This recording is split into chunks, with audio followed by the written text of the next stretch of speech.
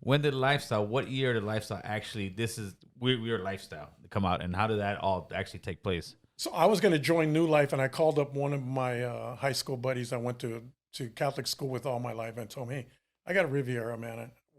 I'm thinking of trying out low riding." What year is this roughly, Joe? This is in '75. Wow. So he tells me, "Well, Joe, New Life broke up." I go, "No, really? I thought that was a bad name." He goes, "We're going to come out with another club name, a bunch of us, and we're going to keep on going." I'll go, "Okay." He goes, "We have a lot of cars that never came out of the shop, so here we go."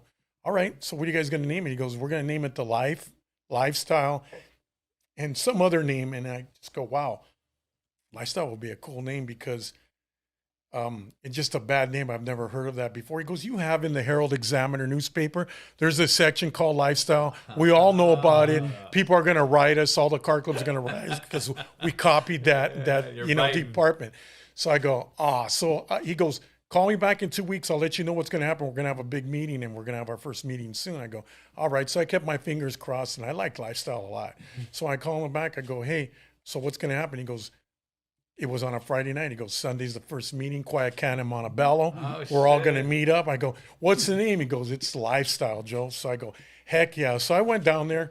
It took me 4 meetings to get in the club, and it was all the guys from New Life, some of them from way back, that ran the whole club. But along with them, they brought all that dirty laundry with them, some of the guys. So they had we had little issues with a group back then and the clique.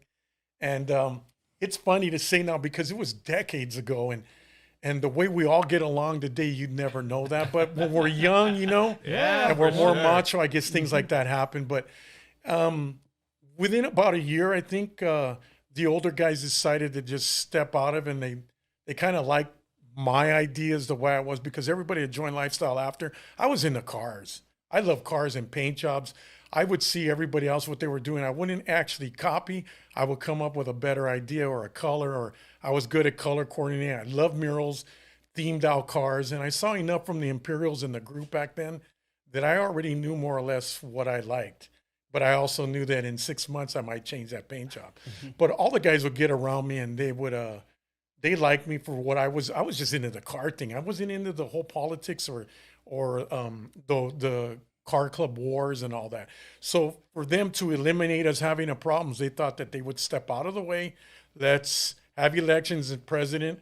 And I think about a year or so, I was president of Lifestyle. I became spokesman, car committee spokesman in less than a year, and then eventually I became president.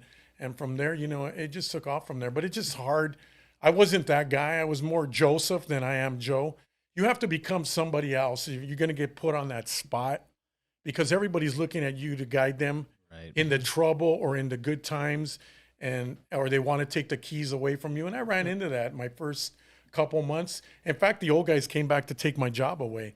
And I had all these 50, 60 guys from different rival high schools, Montebello High School, Salesian, and they would all join up and they would all be in the club. And they all came from different gangs, white fence. There was everything 18th Street, all guys that left the gangs because they know where they were going to head to if they were going to get in too deep. It's all pride, right? Yes. A lot of these guys became cops. So you have to either become someone else, either a leader or a follower.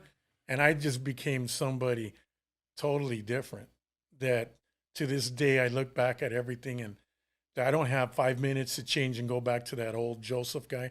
I'm always Joe. And it's just, that's the image and the life you lived and how you changed everybody's lives with ideas, or you support them, they support you.